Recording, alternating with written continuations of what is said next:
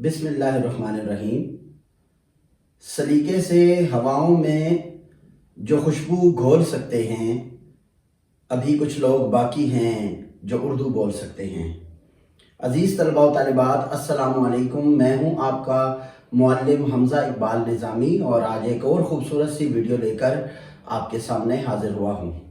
आज की हमारी वीडियो जमात नाहम के तलबा व तालिबात के लिए है और उनकी किताब में मौजूद जो कि नेशनल बुक फाउंडेशन की किताब है उसका हिस्सा नसर है और सबक नंबर 4 है जी।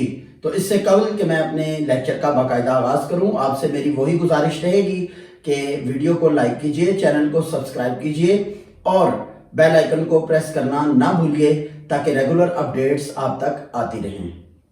तो अजीज़ तलबा व तालिबात, आज का जो हमारा मौजू है वो है सबक नंबर 4 और इसका उन्वान है आराम व सुकून।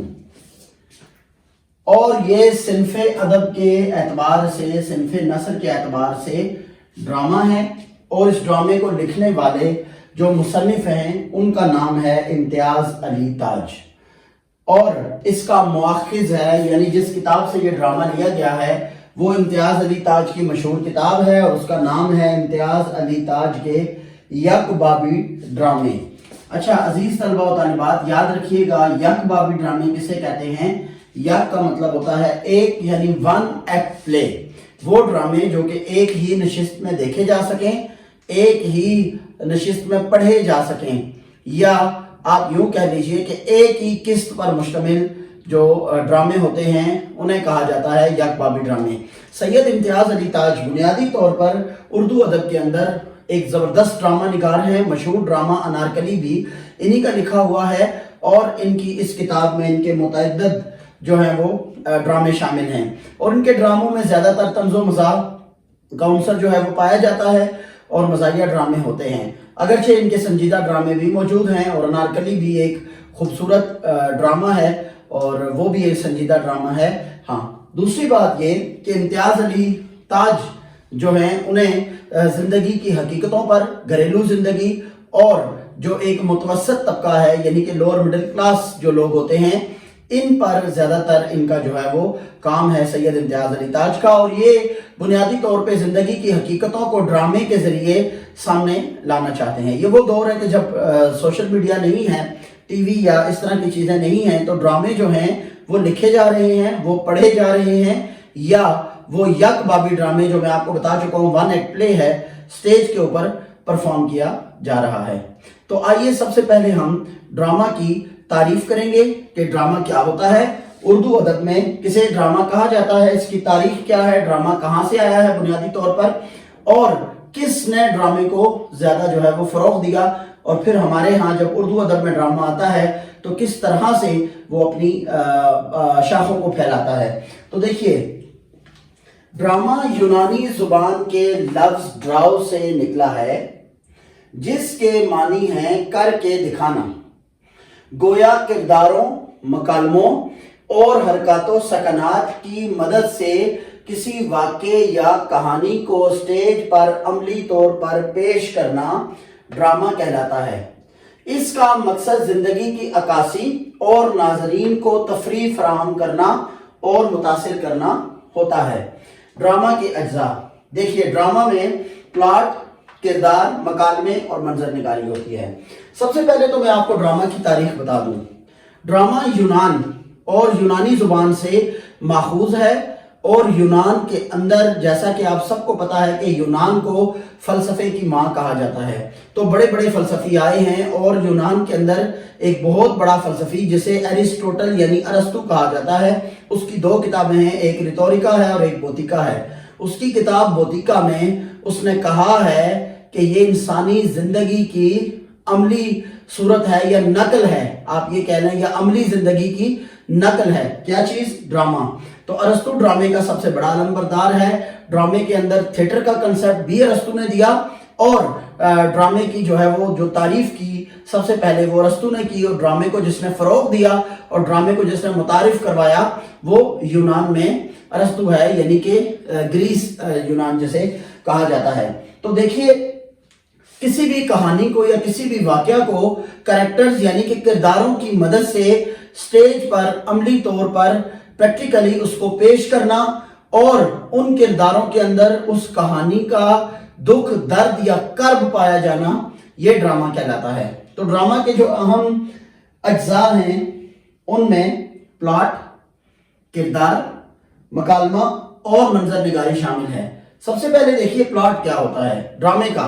जैसे हम कोई घर बनाने के लिए एक जमीन या एक प्लॉट खरीदते हैं, तो अजीज तलबा और तालिबात याद रखें, इसी तरह से किसी भी कहानी को तरतीब देने के लिए सबसे पहले उसका प्लॉट तरतीब दिया जाता है। प्लॉट से क्या मुराद है?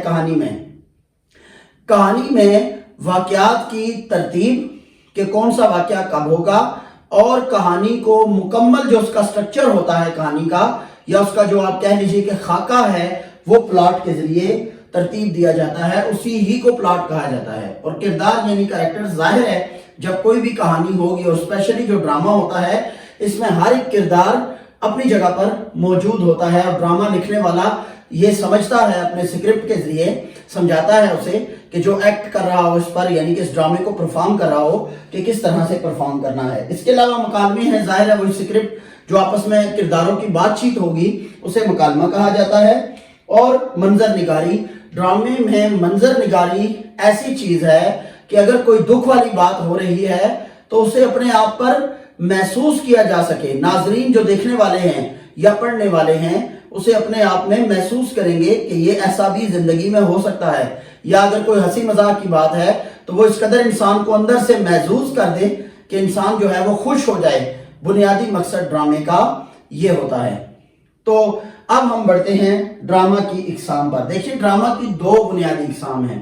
पहली किस्म है अलमिया, जिसे कहा जाता है ट्रेजेडी। ये होता है संजीदा ड्रामा। इसके अंदर संजीदगी से जिंदगी के किसी एक पहलू को, माशरती पहलू को, किसी कहानी को, किसी वाक़े को संजीदगी से जो है वो बयान किया जाता है। इसे कहा जाता है अलमिया ड्रामा या ट्रेजेडी कहा जाता है। इसे संजीदा ड्रामा भी कहते हैं। दूसरा ड्रामा होता है तुर्बिया ड्रामा, जिसे कॉमेडी कहा जाता है। ठीक है, यानी कि वो मज़ाहिया ड्रामा होता है। और आज जो ड्रामा हम पढ़ने जा रहे हैं वो मज़ाहिया ड्रामा है, उसे हम क्या कहेंगे? तुर्बिया ड्रामा।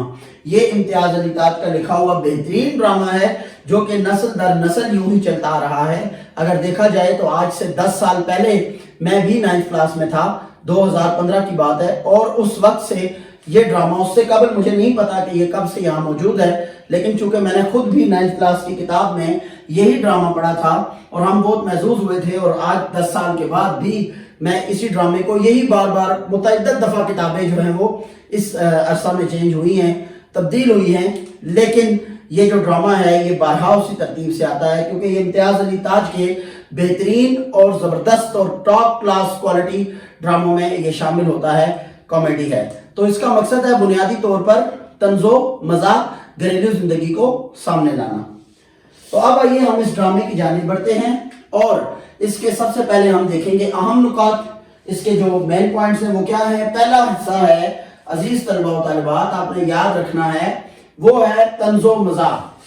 यानी इस ड्रामे का मकसद है लोगों को एंटरटेन करना, तफरीह फराहम करना, लोगों को मुतासिर करना और तंज़ या मज़ाक का एक अंसर जो होता है उर्दू अदब के अंदर वो पैदा करना। दूसरा यहाँ पॉइंट है घरेलू जिंदगी में खवातीन का किरदार। अच्छा, ये जो ड्रामा है ये एक मियाँ और बीवी पर जो है वो मबनी है। इसके जो दो बुनियादी किरदार हैं ड्रामे के वो मियाँ और बीवी हैं। मियाँ बीमार है जाहिर है, और बीवी जो है उसे शोर से डॉक्टर ने मना किया है कि मियाँ के लिए घर में शोर ना हो, लेकिन बीवी खवातीन जैसे घरेलू जिंदगी के अंदर, रोजमर्रा जिंदगी के अंदर बच्चों को डांटना, मुलाजमों को डांटना या यूं ही बुड़बुड़ाना, काम ज्यादा हो जाए। और वैसे भी अगर शोहर घर पर मौजूद हो तो बीवी वैसे ही जो है वो दो चार अपने से बुड़बुड़ा लेती हैं बातें कि भाई ऐसा ना हो कि कहीं जो है वो शोहर को कोई बताना चाह रही होती है, ये बावर करवाती है कि हम पर बहुत बोझ है या काम है, या एक वैसे एक खवातीन की जो आदत होती है ज्यादा बोलने की या बात करने की। इस पर खवातीन जो है वो बुरा हरगिज ना बनाए, बतौर सब्जेक्ट एक बात है और हकीकत भी इसी में है। तो ये घरेलू जिंदगी में खवातीन का किरदार, ठीक है। अच्छा, फिर रोजमर्रा के मामलात। अब देखें, एक अगर दिन कोई छुट्टी का घर में गुजार लिया जाए मर्द हजरात के लिए, اور پہلی تو بات ہے کہ خود ہی گھر میں دل نہیں لگتا. جو مرد حضرات بیوی بچوں والے ہیں انہیں یہ بات زیادہ آسانی سے سمجھ آ جائے گی. وہ تو بنیادی طور پر گھر ہی رہنا پسند کریں گے کہ اپنے بیوی یا بچوں کے ساتھ ٹائم گزارا جائے. اور جو لوگ ہماری طرح سے غیر شادی شدہ ہیں تو یقینی طور پر وہ لوگ گھر میں یوں نہیں بیٹھ سکتے بیکار. اور پھر جو پڑھانے والے لوگ ہوں اسپیشلی جو اساتذہ ہوں ان کے لیے اور زیادہ مشکل ہوتا ہے. تو لہٰذا یہ جو روزمرہ کے معاملات ہیں ان سے ہٹ کر اگر انسان کی روٹین ہو اور اسے گھر میں آرام کرنا ہو, ویسے گھر ہوتا ہی آرام کے لیے ہے, ٹھیک ہے, اور گھر جو ہے وہ عورت کی سلطنت ہوتی ہے اور کاروبار یا نوکری یہ مرد کی سلطنت ہوتی ہے, یہ یاد رکھیے گا. پھر ہے جی متوسط طبقے کے مسائل. اب دیکھیے لوور مڈل کلاس طبقے کی کہانی ہے. یہ ایک گھر ہے, ٹھیک ہے, اور اس میں جتنا شور ہو رہا ہے یا آس پاس سے جو شور آ رہا ہے یہ بنیادی طور پہ اس کی کہانی بتائی گئی ہے. جو لوور مڈل کلاس ایک طبقہ ہوتا ہے, میڈیوکرز ہوتے ہیں, جو ان کے ہاں گلی محلے میں شور ہونا, بچوں کا کبھی اور کبھی ہمسائے کے ہاں سے شور ہو جانا, کبھی کوئی کسی فقیر کا آ جانا, کبھی سبزی والے کی آواز, کبھی مچھلی بیچنے والے کی آواز. تو یہ تمام چیزیں جو ہیں یہ حقیقتاً ہم بھی اسی طبقے سے تعلق رکھتے ہیں اور ہم نے خود اپنے آپ پر جو ہے یہ چیزیں محسوس کی ہیں اور دیکھا ہے. اور چونکہ گھریلو خواتین کے ساتھ کبھی اتنا واسطہ پڑا نہیں ہے ان کے شور کے ساتھ, لیکن یہاں پر بنیادی وہی بات بتائی گئی ہے. تو آئیے ہم سب سے پہلے اس کردار اس کے دیکھتے ہیں اس کہانی کے. تو یہاں پر پہلا کردار ہے میاں کا, بیوی ہے, یہ دو مین کردار ہیں اور ان کا ملازم للو. آپ یہ تینوں جو ہیں یہ مین کردار کر لیں, یعنی کہ اس میں مرکزی کردار ہیں اور ذیلی کردار یعنی جو تھوڑے تھوڑے وقت کے لیے آئیں گے. اس میں ڈاکٹر ہے, اس میں فقیر ہے, بچہ ہے, اور ایک اور بھی ہے اس میں کردار سکا. اچھا سکا کسے کہتے ہیں؟ یہ جو گھروں میں پانی دیتا ہے سکا, ٹھیک ہے, گھروں میں پانی دینے والے کو سکا کہا جاتا ہے. یہ ذیلی کردار ہیں یعنی یہ چھوٹے چھوٹے کردار ہیں. مین کردار اس میں تین ہیں, ملازم, میاں اور بیوی. اور اس کے علاوہ ہمسائے کے ہاں سے جو ہے وہ گانے کی آواز آنا اور یہ ڈیفرنٹ چیزیں تمام اس میں موجود ہیں. میں آگے بڑھ کر آپ کو پوری کہانی سے آگاہ کرتا ہوں. اب اس کا منظر دیکھیے. جب بھی دیکھیے ڈرامہ لکھا جاتا ہے تو سب سے پہلے اس کا منظر ترتیب دیا جاتا ہے کہ کیا منظر ہے, کہاں سے ڈرامہ شروع ہو رہا ہے اور کیسے کیسے وہ جو ہے وہ آگے اختتام کی جانب بڑھے گا, وہ پھر کہانی میں بتایا جاتا ہے. تو دیکھیے آپ کی کتاب میں بھی موجود ہے گھر کا ایک کمرہ جس میں دیوار کے ساتھ چارپائی بچھی ہے, ایک طرف دو کرسیاں دری ہیں اور میز پر دواؤں کی شیشیاں رکھی ہوئی ہیں. ڈاکٹر میاں کا معائنہ کر رہا ہے. اب سب سے پہلے سنیے کہ ڈاکٹر کیوں آیا میاں کے ہاں. کہانی یہ ہے کہ ایک شخص ہے جس کا نام ہے اشفاق احمد, وہ یہاں پر میاں کا کردار ادا کر رہا ہے. اس کی بیوی ہے, اپنا گھر بار ہے, اس کا بچہ بھی ہے اور اس کے ہاں ایک ملازم ہے جس کا نام ہے للو, ٹھیک ہے, یہ آپ نے یاد رکھنا ہے. اچھا اب یہ ان کے درمیان یہ ساری کہانی گھومتی ہے. اب جو ہے میاں وہ تھکان کی وجہ سے, آفس میں زیادہ کام کرنے کی وجہ سے, میاں جب انسان تھوڑا سا تھک جاتا ہے تو اس کا نروس سسٹم تھوڑا سا کمزور ہو جاتا ہے, جس کی وجہ سے نا باڈی کے اندر سٹریس کی وجہ سے بیسیکلی یا بہت زیادہ ہم کام کریں تو تھوڑا فیڈ اپ ہو جاتے ہیں, کبھی کوئی تھوڑا سا بخار ہو جاتا ہے. اب میاں گھر پر موجود ہے اور بیمار ہے اور اس کو جو ہے وہ آرام کی ضرورت ہے. بنیادی طور پر کوئی اتنا بڑا مسئلہ نہیں ہے اس کے لیے, لیکن اسے آرام کی ضرورت ہے. اب جو بیوی ہے وہ پریشانی کے عالم میں میاں کے لیے ڈاکٹر کو بلوا لیتی ہے. ڈاکٹر میاں کا اچھے سے چیک اپ کرتا ہے, معائنہ کرتا ہے اور پھر جو ہے وہ بتاتا ہے کہ انہیں کوئی بڑا مسئلہ نہیں ہے آپ کے شوہر کو. بیوی سے یہ کہتا ہے انہیں بس کام زیادہ کرنے کی وجہ سے آفس میں یا ان کی ہیکٹک جو روٹین ہے ان کا بہت ہیکٹک ہوا ہے, اس روٹین ٹف روٹین کی وجہ سے آپ کے جو میاں ہیں ان کو تھوڑی سی حرارت یعنی کہ تھوڑا سا بخار ہو گیا ہے, ٹھیک ہے. تو آپ جو ہیں وہ پریشان نہ ہوں, یہ صرف آرام کریں گے اور پھر اس کے بعد یہ ٹھیک ہو جائیں گے. اب ڈاکٹر سختی سے ہدایت کر کے جاتا ہے کہ یاد رکھیں مریض جو ہے وہ اس کے کمرے میں شور شرابہ نہ ہو. اب بیوی پریشان ہوتی ہے, کہتی ہے کوئی دوا وغیرہ, ڈاکٹر کہتا ہے دوا کی ضرورت نہیں, انہیں بس صرف اور صرف آرام و سکون کی ضرورت ہے. اب کھانے کے لیے چند ایک چیزیں لکھ کر جاتا ہے ڈاکٹر اور پھر جو ہے وہ بیوی جو ہے وہ زور سے آواز دے کر ملازم کو بلاتی ہے کہ آؤ اور ڈاکٹر صاحب کو چھوڑ کر آؤ. ادھر ڈاکٹر جاتا ہے اور ادھر بیوی جو ہے وہ میاں کے قریب آ کر پوچھتی ہے کہ اس کے حال وغیرہ یا اس سے جو ہے وہ طبیعت وغیرہ پوچھتی ہے. یا اس سے کہتی ہے کہ لیٹنے کا تمہیں جی چاہ رہا ہے تو لیٹ جاؤ، آرام کر لو، یہ وہ، تو میاں جو ہے اس پر کراہتا ہے. یہاں ایک لفظ بار بار آئے گا، کراہتا ہے. جیسے ہم تب تنگ پڑ جاتے ہیں نا کسی سے، تو ہم اکتائے ہوئے ہوں، ہمارا بولنے کا دل نہ کر رہا ہو، تو کوئی 100 باتیں بھی کر دے، ہم آگے سے کہہ دیتے ہیں اچھا ٹھیک ہے یہ وہ، ٹھیک ہے، یا اس طرح ہم ایک کوئی ریئیکٹ کر دیتے ہیں. تو یہ چیز ہے کہ یہاں پر جو ہے وہ میاں اس سے جان چھڑوانے کی غرض سے ہوتا ہے کہ یہ جلد از جلد یہاں سے جائے تاکہ میں جو ہے وہ آرام کر سکوں. تو اب کیا ہوتا ہے کہ اب بیوی جو ہے وہ میاں کے پاس ہے، ملازم جو ہے وہ چھوڑنے کے لیے گیا ہے ڈاکٹر کو، اور پیچھے سے بیوی کہتی ہے کہ اچھا چلو تم آرام کرو اور میں جاتی ہوں، اور یہاں پر گھنٹی رکھ کر جا رہی ہوں تمہارے سرانے، اگر کوئی کسی چیز کی ضرورت ہو تو ایک پہلے گھنٹی بجا دینا، میں یا ملازم آ جائیں گے اور تمہاری بات سن لیں گے. اور جب وہ دیکھتی ہے تو وہاں پر گھنٹی موجود نہیں ہوتی. اب وہ شور مچانا شروع کر دیتی ہے کہ گھنٹی کہاں گئی یہاں سے، اور پھر ملازم کو کوسنا شروع کر دیتی ہے. میاں اس تمام چیزوں سے تنگ ہوتا ہے تو کہتا ہے کہ دیکھو رات میں نے خود ہی یہاں پر رکھی تھی انگیٹھی سے، جو میز سے اٹھا کر انگیٹھی پہ رکھی تھی، اس لیے کہ چھوٹا جو ہے ننھا بچہ وہ بار بار بجائے جا رہا تھا اور مجھے اس شور سے میرا دم الجھ رہا تھا، اس لیے میں نے اس کی دسترس سے دور ہٹا کر اور اس گھنٹی کو جو ہے وہ رکھ دیا تھا. تو پھر بیوی جانے لگتی ہے تو کہتی ہے ہو یہ تو میں نے دیکھا ہی نہیں کہ ڈاکٹر صاحب کھانے کے لیے کیا لے کر گئے ہیں. اب جب دیکھتی ہے تو کاغذ جو ہے وہ نہیں پڑا ہوتا، پھر شور مچاتی ہے اور دیکھتی ہے تو کاغذ نیچے پڑا ہوتا ہے، تو مزید اور شور مچاتی ہے، یہاں سے گم جاتا، یہ ہو جاتا، وہ ہو جاتا. خیر ڈاکٹر نے ثابت دانہ، مالٹڈ ملک اور نارنجی کا رس اور کچھ یخنی وغیرہ اس طرح کی چیزیں جو ہیں وہ نرم غذا اس کو دی ہوتی ہے تاکہ یہ نہ ہو کہ زیادہ لیٹنے یا آرام کرنے کی وجہ سے معدہ خراب ہو جائے کچھ زیادہ کھا پی لینے کی وجہ سے، تو اس لیے نرم غذا کی ضرورت ہو. اچھا ہم جب سٹریس میں ہوتے ہیں یا انسان ڈپریشن میں ہوتا ہے تو یقیناً اس کا معدہ بھی صحیح طرح سے، سٹامک بھی کام نہیں کرتا اور نظام انہضام صحیح نہیں ہوتا. اب یہاں کیا ہوتا ہے کہ بیوی جو ہے وہ مشکل سے ٹلتی ہے اور پیچھے جو ہے وہ ملازم آ جاتا ہے، کمرے سے جھاڑو دے رہا ہوتا ہے، اور میاں کی طبیعت اس سے بڑی الجھتی ہے. بلکہ اس سے بھی پہلے یہ واقعہ ہوتا ہے کہ بیوی ابھی کمرے ہی میں موجود ہے کہ باہر سے کنڈی کھٹکنے کی آواز آتی ہے.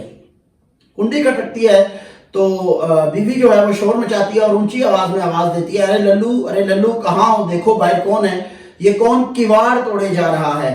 یہاں پر ایک لفظ آئے گا عزیز طلباء و طالبات، دیکھیے کیواڑ، کیواڑ کہا جاتا ہے دروازے کو، ٹھیک ہے. تو وہ جو ہے وہ ملازم دور سے چلاتا ہے اونچا سا کہ سکا ہے بیوی جی. تو اب وہ اس کو ڈانٹنا شروع کر دیتی ہے کہ یہ کون سا ٹائم ہے، پتہ نہیں ہے گھر میں کوئی بیمار پڑا ہے، ایسے دروازہ کھٹکھٹاتے ہیں. تو میاں کہتا ہے کہ اچھا چلو اب اس کو بخش دو. وہ کہتی ہے اس کو میں نوکری سے الگ کر دوں گی، بخش کیسے دوں، یہ لوگ ذرا ترا دو تو سر پہ چڑھ جاتے ہیں، یہ وہ. خیر بڑی مشکل سے کہیں جا کر اور بیوی کا جو ہے وہ شور ختم ہوتا ہے. اور یہاں پر کیا ہوتا ہے دوبارہ کہ بچہ ننھا جو اس کا ہوتا ہے وہ ایک پٹ پٹ گاڑی، ایک کھلونا ہے، ٹھیک ہے، پرانے دور میں استعمال ہوتا تھا، اب تو خیر ہم نے بھی اسے نہیں دیکھا، ہاں لیکن چونکہ ظاہر ہے اس پٹ پٹ گاڑی کو سرچ کیا تھا میں نے، آپ بھی کر سکتے ہیں.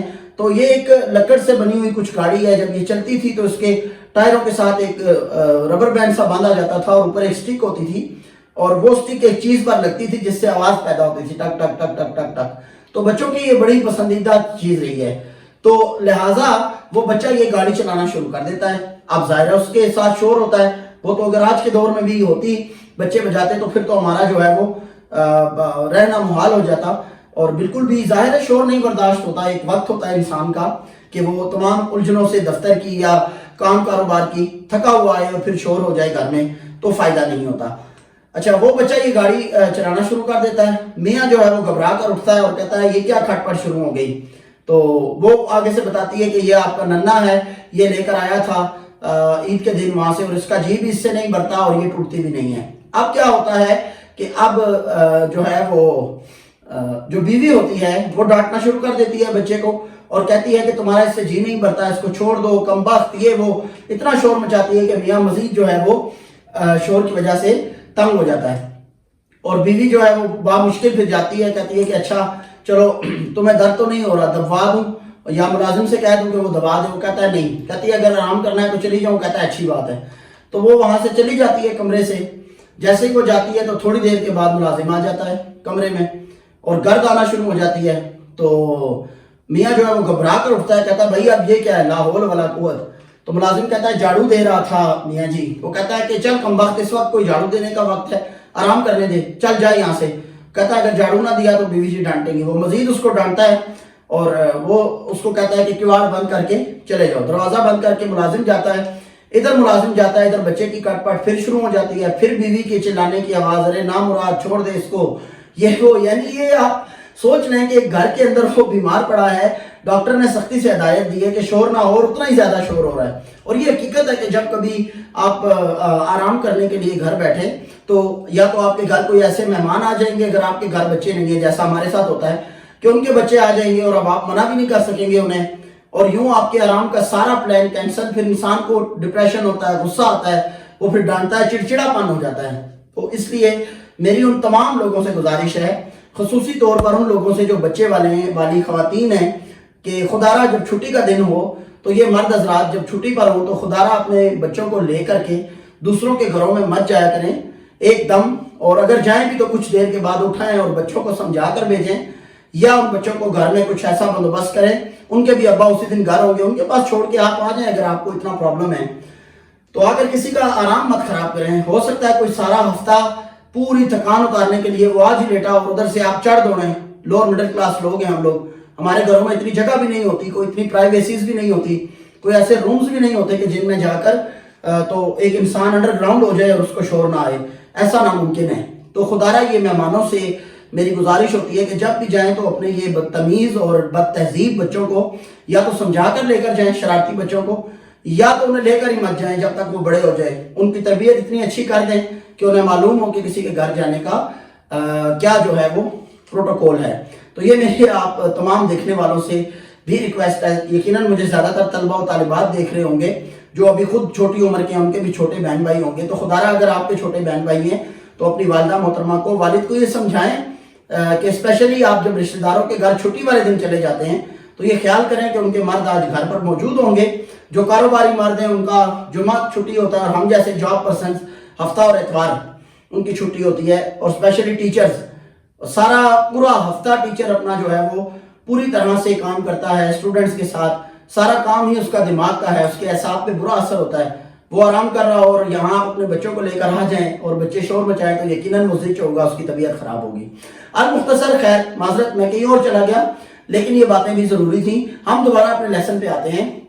تو دیکھیے یہاں پر جو میاں کا کردار ہے اور بیوی کا, تو ظاہر ہے اب وہ میاں تنگ ہو رہا ہے, شور سے زچ ہو رہا ہے. اب یہاں پر بچے کے رونے کی آواز چپ ہوتی ہے اور ملازم جو ہے وہ کمرے سے جاتا ہے, کچھ تھوڑا سا امن ہوتا ہے تو ادھر فون کی گھنٹی بج جاتی ہے. میاں آوازیں دے رہا ہے لیکن کوئی سن نہیں رہا.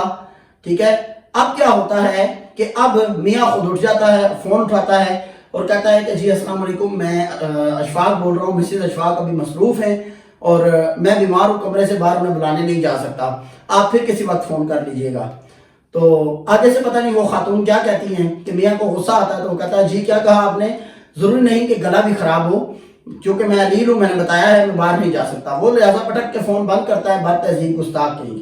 اتنے میں بیوی جو ہے وہ دوڑتی ہوئی کمرے کی طرف آتی ہے اور میاں کو اٹھا ہوا دیکھ کر کہتی ہے کہ تم کیوں اٹھ گئے, تمہیں جو ہے وہ لیٹنا چاہیے تھا, یہ کیا کیا تم نے. تو وہ میاں کہتا ہے کہ بھئی تمہارا فون تھا اور پتہ نہیں کون تھی, ان کی آپس میں بہرحال تکرار ہوتی ہے. اور وہ کہتی ہے کہ جب اٹھ ہی چکے تھے تو یہ پتہ کر لیتے کہ کون تھا فون پر, کیا چاہتا تھا, تو مجھے مفت کی الجھن میں ڈال دیا. اتنے میں جو ہے وہ بچے کے رونے کی آواز آتی ہے.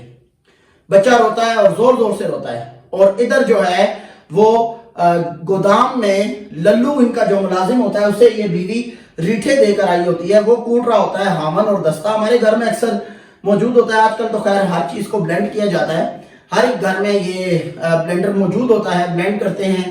جیسے یہ ادرک, لہسن اور اس طرح کی جو چیزیں ہوتی ہیں جو کہ روزانہ روزمرہ ہمارے کھانوں میں استعمال ہوتی ہیں, تو ان کے لیے تو ریٹھے بھی ایک تقریباً ایسی چیز ہے, ان سے تیل بھی بنتا ہے, کھانے کے لیے بھی یوز ہوتے ہیں, ڈیفرنٹ ان کے یوزز ہیں.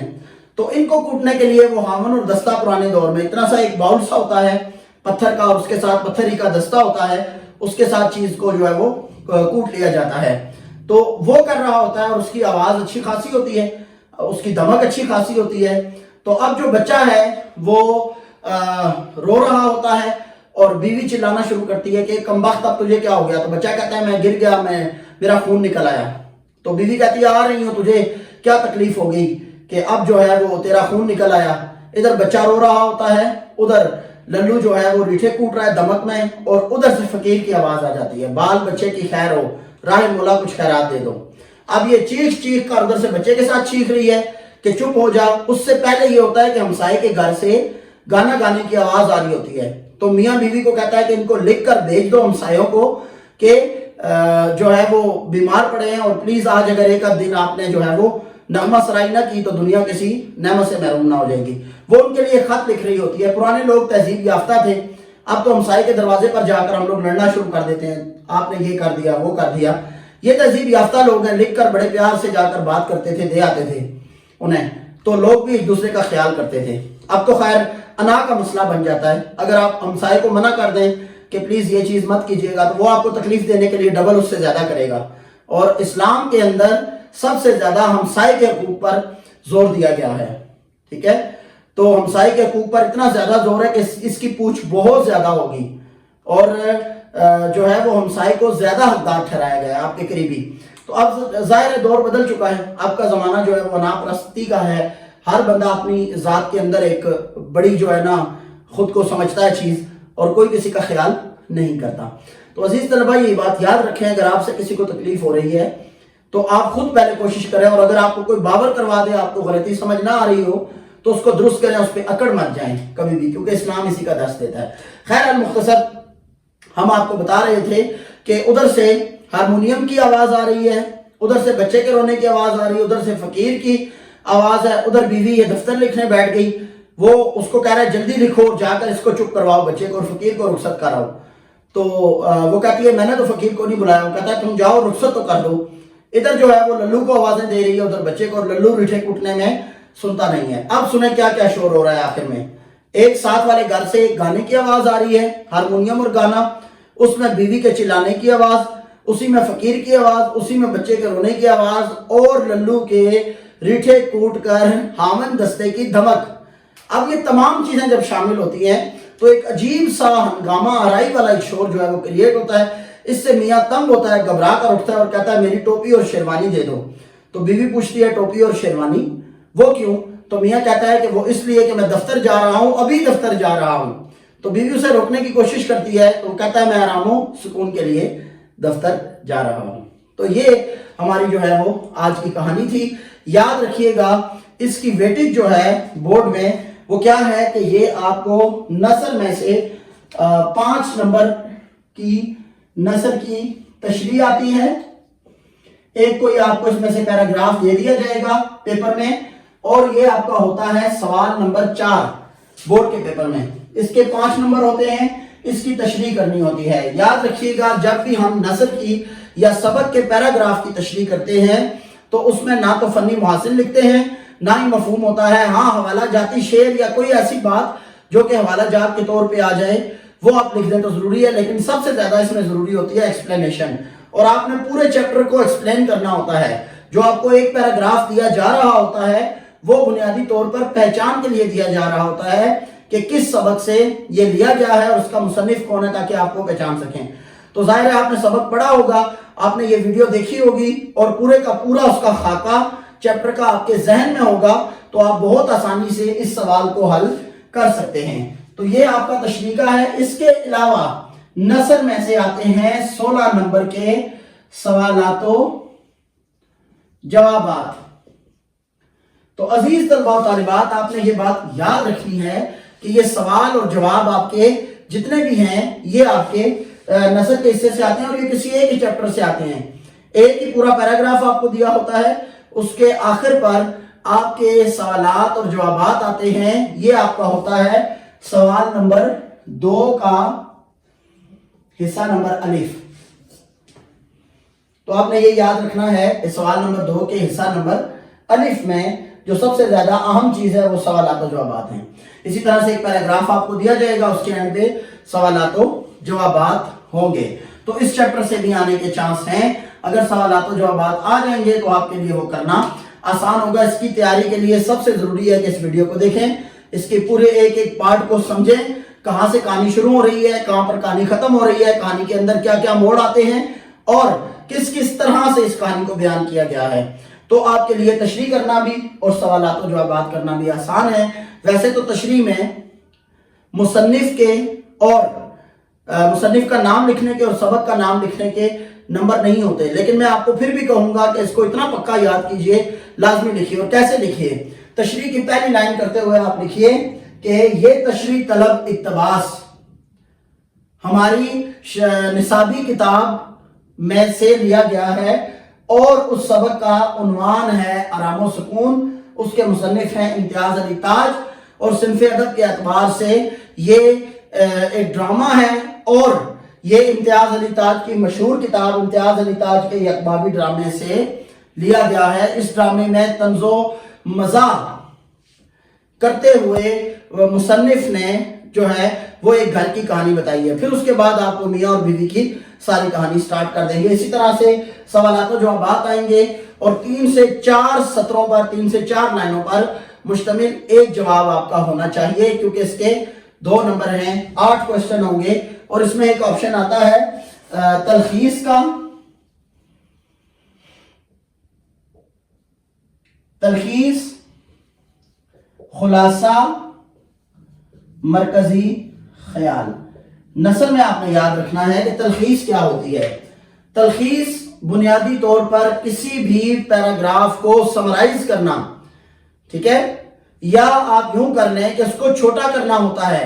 اگر آپ کا پیراگراف جو ہے وہ 10 لائنوں کا ہے تو آپ نے 2 سے 3 لائنوں میں تلخیص کرنی ہے، اس سے زیادہ نہیں کرنی، اور اس طرح سے بیان کرنا ہے کہ وہ پورا کا پورا پیراگراف سمجھ آ جائے۔ اور خلاصہ کے لیے ہمارے پاس ایک غلط فہمی ہمارے ذہنوں میں موجود ہے کہ خلاصہ جو ہے وہ کسی عبارت کو بڑا کرنا ہوتا ہے۔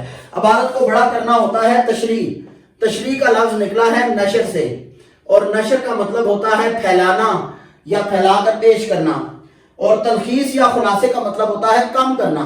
تو تلخیص میں ہم کیا کرتے ہیں، اس میں بھی پیراگراف کو کم کیا جاتا ہے اور خلاصے میں بھی۔ اگر 10 لائنوں پر مشتمل ہمارا پیراگراف ہے تو ہم اس کو 3 لائنوں میں ایسے ایکسپلین کریں گے اپنے الفاظ میں کہ اس کے موٹے موٹے پوائنٹس جو ہیں وہ ہمیں پیراگراف کے سمجھ آ جائیں۔ اسی طرح سے ایک اور چیز ہوتی ہے مرکزی خیال۔ تو عزیز طلبہ و طالبات، آپ نے یاد رکھنا ہے کہ مرکزی خیال سینٹرل آئیڈیا ہوتا ہے، جو مین آئیڈیا ہے۔ تو اس چیپٹر کا جو سینٹرل آئیڈیا ہے وہ طنز و مزاح ہے، ایک گھریلو زندگی کو، متوسط طبقے کی زندگی کو بیان کیا گیا ہے، اور روزمرہ جو گھر میں ہمارے معاملات ہوتے ہیں ان کو بیان کیا گیا ہے۔ تو یہ آج کا ہمارا جو ہے وہ سبق تھا، ڈرامہ۔ امید ہے کہ یہ سبق آپ کو پسند آیا ہوگا اور آپ نے اس سے بہت کچھ سیکھا ہوگا۔ ہمارے حق میں ضرور دعا کیجئے گا۔ اس کے ساتھ ہی خرم فاؤنڈیشن کے یوٹیوب چینل کو سبسکرائب کرنا نہ بھولیے گا۔ اگر زندگی نے وفا کی تو پھر ملاقات ہوگی۔ اللہ نگہبان۔